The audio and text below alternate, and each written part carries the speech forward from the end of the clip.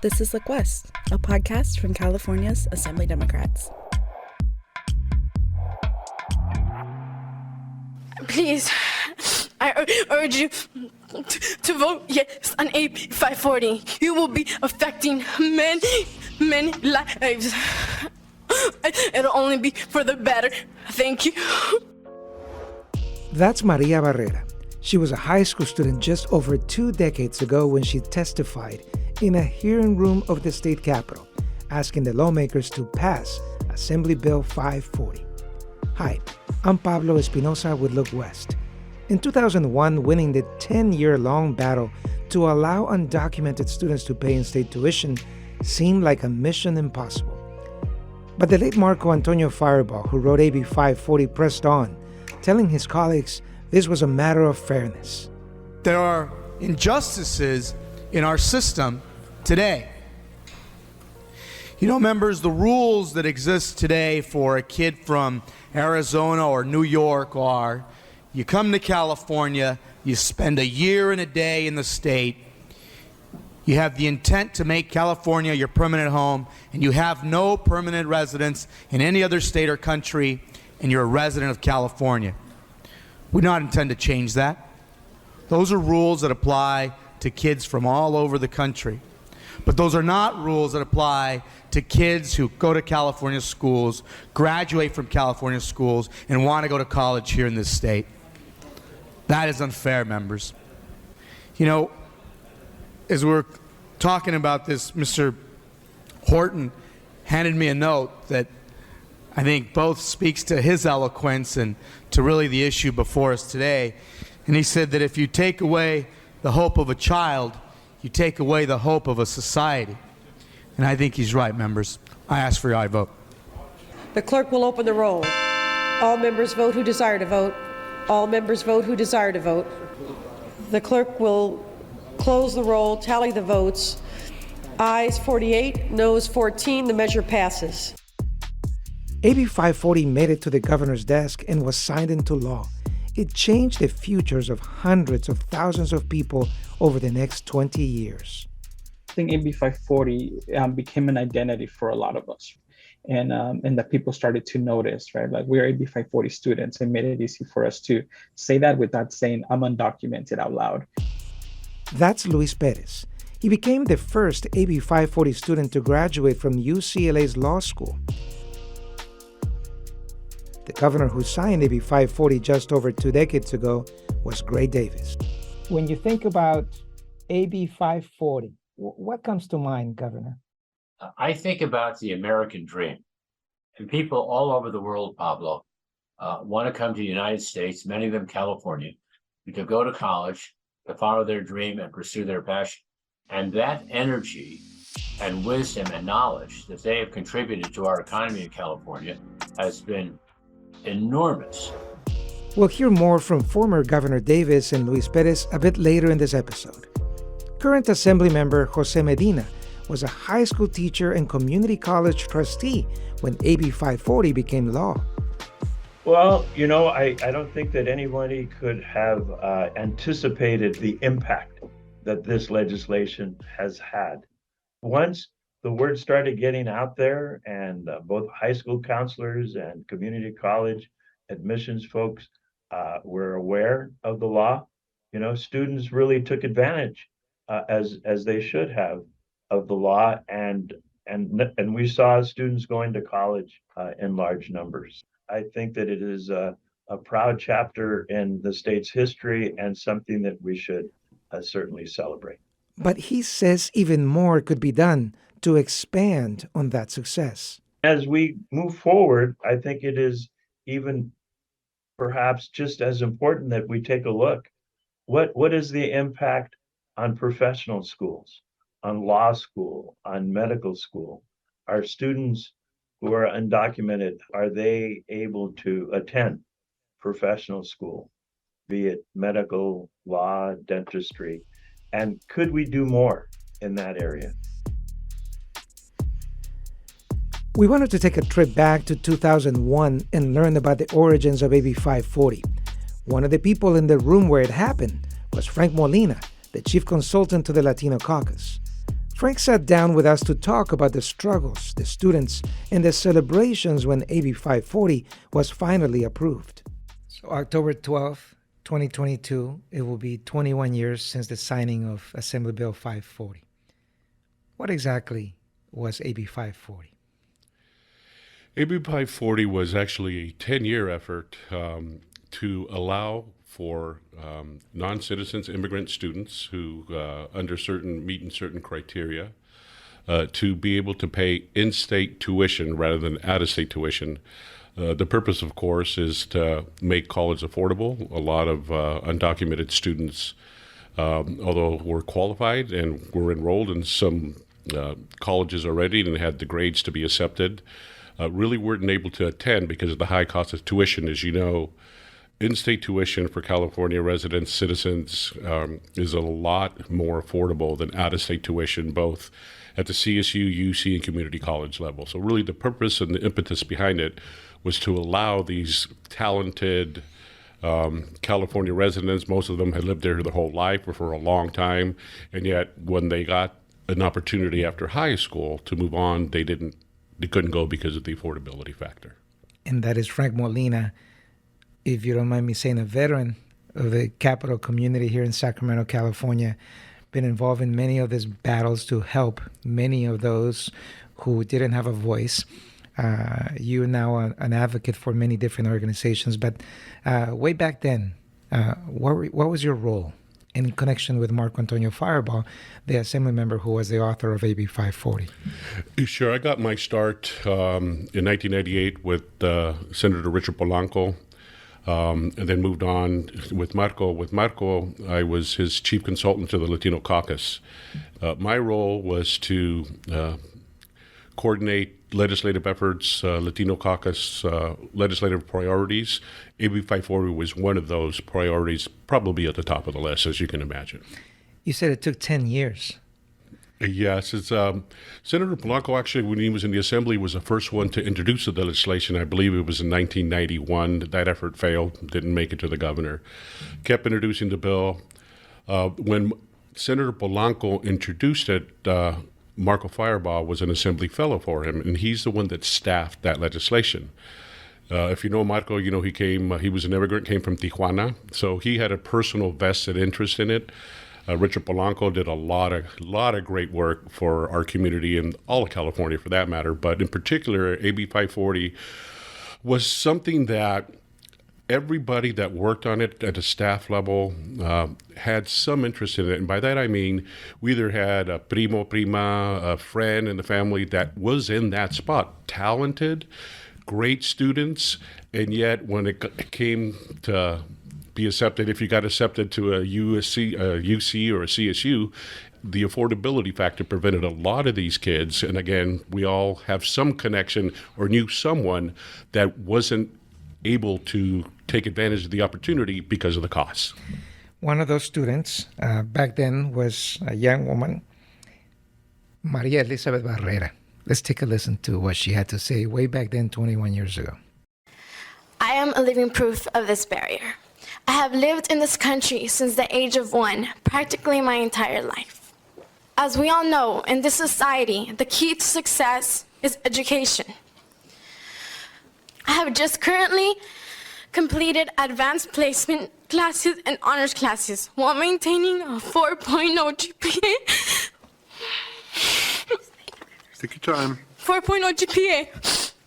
Though everything I have accomplished would qualify me for Cal State or UC University, I would not be able to attend the college because of such a high pay of tuition. Please, I urge you to vote yes on AB 540. You will be affecting many lives. It'll only be for the better. Thank you. So now you listen to her, and forgive me because I do get emotional, because when I listen to her as a young kid that came here with not much, and as a father. You're a father of a young woman who is also a legislative staffer for Assemblymember Medina. We'll get into that in a bit. How did it feel to listen to her testify through tears. Heart-wrenching, candidly, brings back memories. It's been a long time. As I said, 20 years ago since the legislation passed. But I remember us sitting there when it came back from the Senate for concurrence and Senate amendments. We were all in the office. It was not a sense of relief, but a sense of justice, a sense of fairness, and a real sense of accomplishment that we actually got something done. And again, the governor signed it, and when that happened, it was all hell broke loose. I'll just say that, but in a great way. And Maria graduated from UC Davis. She received her bachelor's in political science and religious studies. Afterward, Maria worked at the Coalition for Humane Immigrant Rights, CHIRLA. We're going to talk to another young man, Luis Perez, who became the first AB 540 student to graduate from law school at UCLA. He himself had worked for CHIRLA, advocating for the rights of other young immigrants like himself or like her. At least there's two, and there's many more that have paid it forward and continue to pay it forward. How important is that for you? Well, again, I had the opportunity to go, and I had a lot of folks help me along the way. Senator Polanco gave me my first shot in politics in the sense of being a staffer. I've tried to mentor as many people. I've had a lot of great mentors. Marco, I was actually the oldest person in the office, years older than Marco, but I knew how talented he was, how passionate he was, how committed he was to not just doing AB 540, but everything he did with grace and honor. So he was a mentor of mine, although a younger man, but he was just someone special that I don't think we'll ever see somebody like him again. It's unfortunate he's not here, but he did mentor me. And Polanco mentored me. Others mentored me. Bernie Orozco was a staffer when I came in. I had no legislative experience. He mentored me. To this day, he's one of my best friends, right? Also a great picker, raisin picker out of Biola, California. But to answer your question again is I've had the good fortune and have been blessed to have been mentored by a lot of talented people, given an opportunity. I started it in this business, like I said, in 98. 25 years later, here I am still own my own little firm. But it's important to give back and don't forget where you come from. And Frank, talking about paying it forward, let's hear again from Luis Perez. We heard from him at the top of this episode. We talked with him just recently about the challenges he faced as an undocumented student 21 years ago. Getting through law school was very difficult, but really the journey of me being admitted to law school and then graduating on time with my classmates was a real challenge. I couldn't have done it on my own because I didn't really have the resources or the family support that some other students that go to law school do have. As you were following the process of Assembly Bill 540, what were your thoughts about the expectation of this bill becoming a reality? Did you think it was going to happen? No, because I have never really seen a law that changes, or I guess a change in law that would have a direct impact in the things that I got to do or not being able to do. So yes, it was more like a dream. Oh yeah, I want to go to college, right? And if this law changes, then I'll be able to go to college, right? But the actual process of how do you go to college, how do you apply, that was not something in my family history. So I really didn't know what that was going to be like, right? But definitely following that process, the legislative process, and then actually seeing it sign into law was definitely something that I felt really attached to, but also with a lot of doubt of how do I now benefit from this? Because no one in my family has gone to college. So now that I have the opportunity to go to college, because AB 540 made it affordable, like now how do I go about doing it? Once you graduated, then you also got a job advocating for the rights of other immigrants, such as yourself. Why was it so important to pay it forward? Oh, it was important because if you could remember, Texas had a similar bill like a year or two before California. And the Texas bill included financial aid. California got AB 540 to allow students to pay in-state tuition but it did not include financial aid. And it made it that much more difficult for me and for other folks to afford school, right? It made it more affordable because now we got to pay in-state tuition. But even in-state tuition, it's a lot of money for somebody that comes from low-income families and just doesn't have the savings and the resources to pay for school. So it was important for me to continue to fight for what was possible under AB 540. So I took an internship with the UCLA Labor Center in Sacramento, advocating for AB 130 and 131 that allowed both for institutional financial aid and then created the California Dream Act, which is the financial aid package for undocumented students in California. And do you think that AB 540 perhaps gave that confidence to many of those students, such as yourself, to say, yeah, I am undocumented? Yes, and I think AB 540 became an identity for a lot of us. And that people started to notice, right? Like, we're AB 540 students, and made it easy for us to say that without saying I'm undocumented out loud, which was, again, like you said, something that a lot of us were not used to saying. Even admitting that we were undocumented was kind of a taboo, and in many cases, we were ashamed of that. What would Luis Perez now say to the young kid, senior in high school? Luis, was it all worth it, Luis? Of course. There's nothing that I regret. Looking back, I think it's all worth it. And I think any sacrifice that we make to position ourselves in a better place for ourselves and our families, it's definitely always worth it. Frank, you knew these kids were going to be a success. These two kids are just the example. They have all done that, and they all continue to contribute to other individual lives, and therefore to the community, and therefore to the state of California and to the United States. That was not a surprise for people like you guys.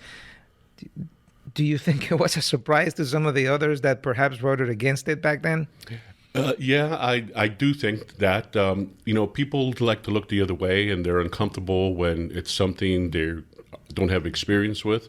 I do have to point out that then Assemblyman Abel Maldonado was a Republican who came on and principal co-authored with Marcos, so we did have some Republican support.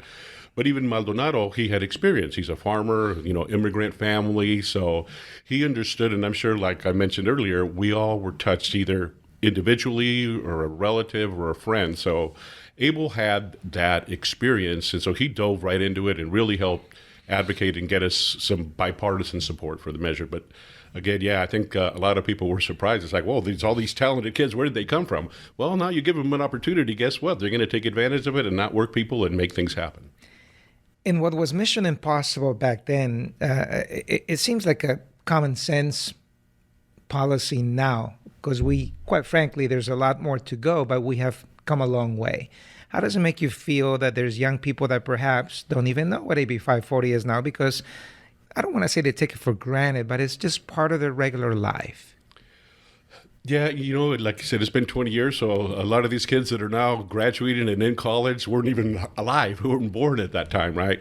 But podcasts like this, I hope, let people know that we stand on the shoulders of those who came before us.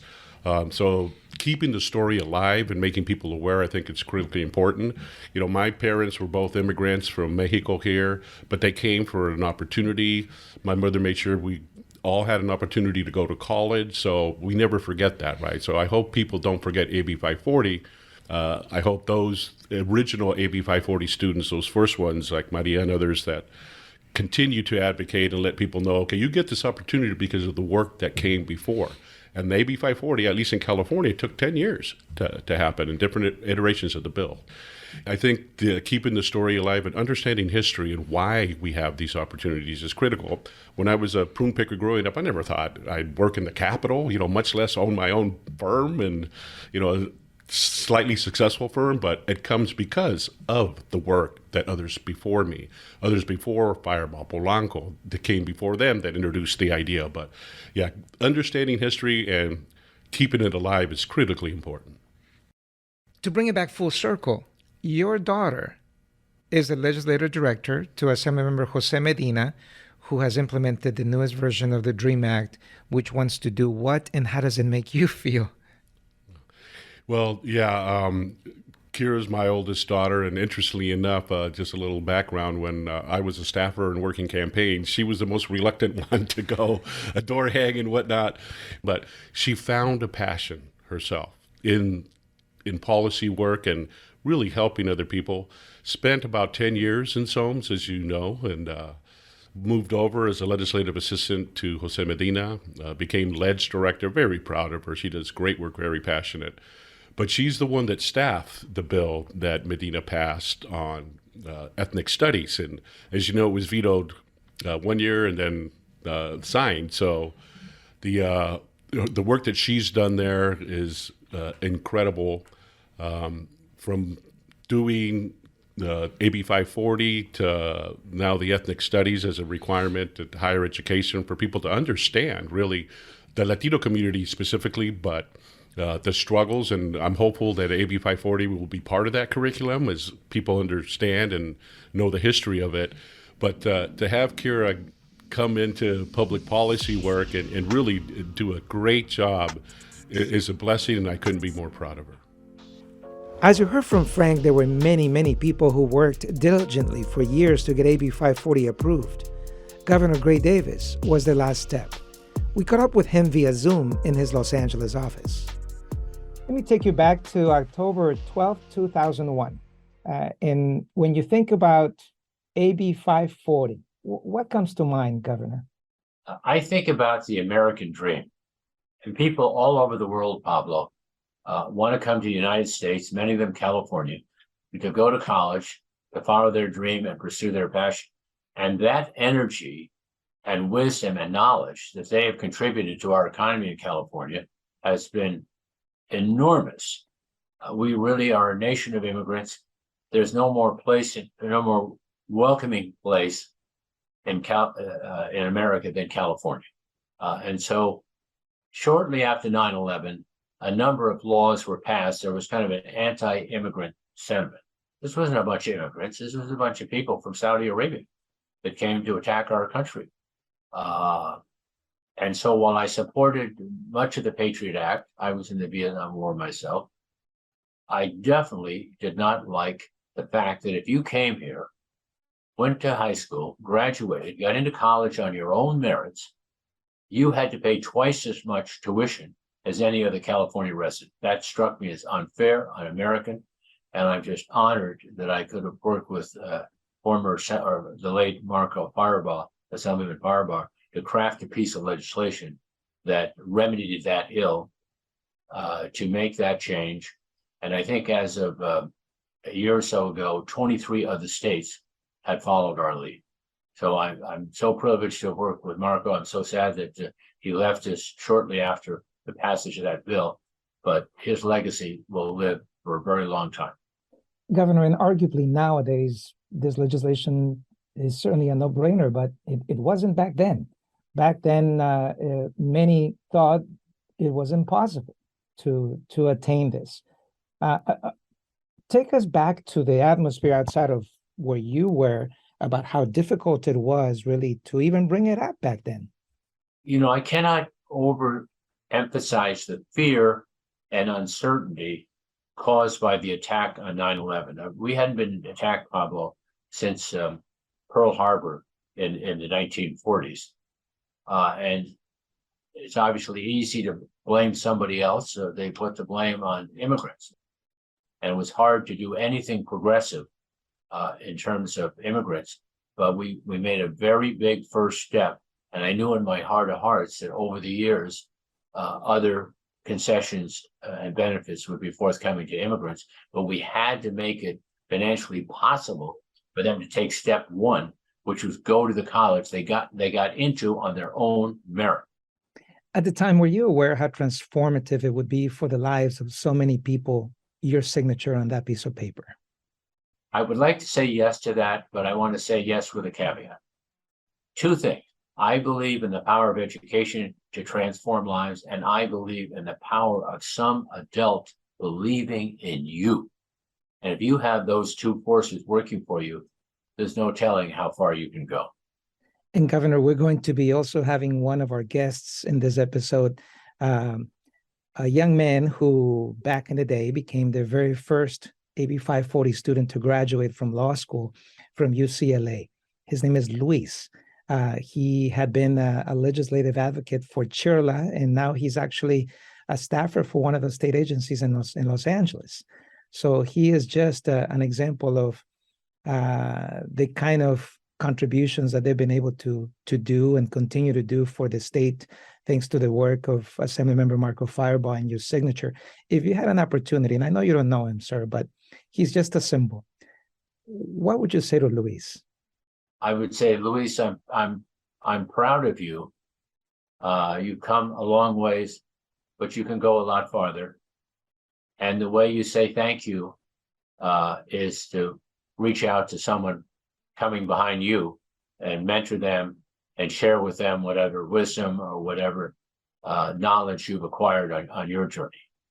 You know, a lot of people say that all good things that happen in the United States first happened in California and first came out of Sacramento and out of the capital. AB 540, certainly, as you mentioned, was one of them. So that's what we name, actually, quite candidly, our podcast, Look West, because we feel that the country can always look west for solutions and for initiatives that are precedent making. But let me tell you why that is. In part, it's people are open, more cooperative, more accepting. And as I say, it's like something in the DNA. But we have some advantages that are just hard to overstate. So California has 13 research universities. Massachusetts has 7. No other state has more than 5. In addition to that, we have 2 national labs with 5,000 scientists who have, all they do is invent stuff. So if you want to invent the future, there is no place even close to California. You just absolutely have to be here. And there's all kinds of people who come out here, automobile companies, logistics companies, chemical companies, medical companies. An awful lot of therapeutics, vaccines, medical breakthroughs are done here. Remember Maria Barrera, the high school student who tearfully encouraged lawmakers to pass AB 540? We tracked her down and asked her to reflect on that time in her life and how AB 540 changed hers. It makes me sad still. And it's kind of dense, it's kind of complex. It makes me sad, one, because it's still happening. Like, not every state in the United States has an AB 540. So undocumented students are still having difficulty. So many laws have passed since then, but that situation still exists. There's still like a youth somewhere who's feeling helpless, who's feeling frustrated. And then the other analysis, is it's painful to hear because it reminds me of how disenfranchised people or oppressed people always have to put their pain on display in order to be understood, in order to be believed. And in the moment, though, in the actual moment, I was very empowered. So in terms of putting myself back in those shoes, I was very excited. I was nervous. I was definitely not anticipating that I would cry. Maybe a little bit, but I was in those deep choking, in between breaths. But I love that I still, can I cuss on this? I love that I still delivered, in between my breaths, I was still being clear and cut, because I felt that, I felt like I need to tell these mofos, what is happening. And this is my chance. So even though I was crying and taking deep breaths in between, I didn't skip a beat. And I think that was intuitive, but that was also intentional. I just knew that was my chance, So yeah, that's what it feels like to even listen to that little snippet. Maria is proud of California's effort to help her and the millions of other immigrant students. I personally have seen how California shapes politics. across the state and across the nation, and in particular, obviously, education for the undocumented. So I still firmly believe that California does that and will consistently do that, because we are a state that actually cares about its immigrants. And so, yeah, I don't know. I don't think I'll ever move. I love California. This is my home, and I feel like it represents who I am as a woman of color, as a professional now, as a business owner. I feel like this state has my back. And so, yes, I think California will always be a leader in education and progressive issues. A very special thank you to Maria, Luis, Frank, and Governor Davis for taking us on this trip to the past and understanding how it's shaping our futures. I'm Pablo Espinosa with Look West. Gracias por escuchar. The Look West podcast is produced by California Assembly Democrats. When you think of Californian politics, remember to look west.